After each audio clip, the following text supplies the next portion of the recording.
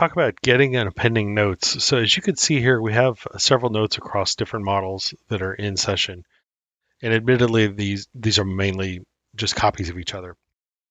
But let's take a look at what you can do to extract that note data to an Excel document. And one way to do this is to use the get append function.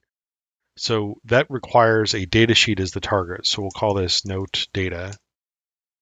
And this is creating a special NitroCell format for that type of worksheet. And as you can see here, it's going to be reporting the item name, the item to modify, and also the value, and then it'll exclude it by default. So let's go get some of that data. So I'm going to come in here and let's do note get append.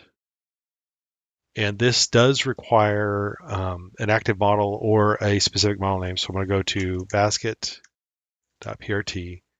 and we're going to extract that to note data. And then by default, it'll take all notes, or you can actually filter by matching notes by name or by wildcard values, which is really cool. So if we just do the default here, you'll notice that it is written out everything that is here.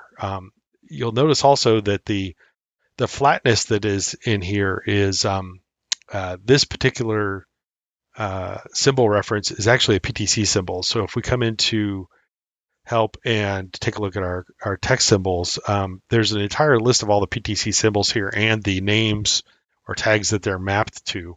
So if we select what is that paint note, you can see that the symbol is currently here, but this is how it's mapping out. So let's go take another look at this and say, you know something, I'm looking for anything with the word all in it. And let's also clear out the append function or the data sheet. So let's do a clear data sheet. This ensures that we'll always have a fresh write of this information. Got to have the name for it. So note data is the sheet we're going to be writing to here. So let's go ahead and do that. And you'll notice that it clears out, and you can see that the word all exists in these two different notes within that same model. You can also run this across multiple models. So if we said, let's see,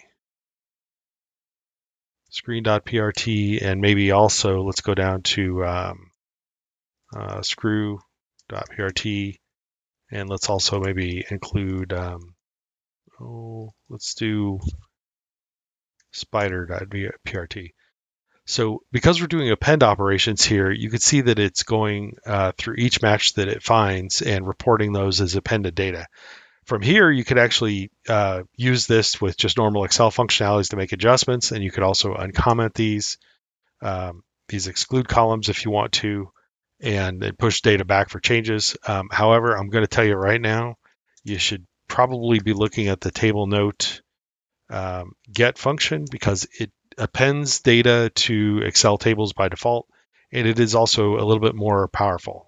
So you can be a little bit more generic with this function, and it will write an Excel table. It works for both models and drawings and Creo, and it will do a fantastic job of giving you a little bit more flexibility.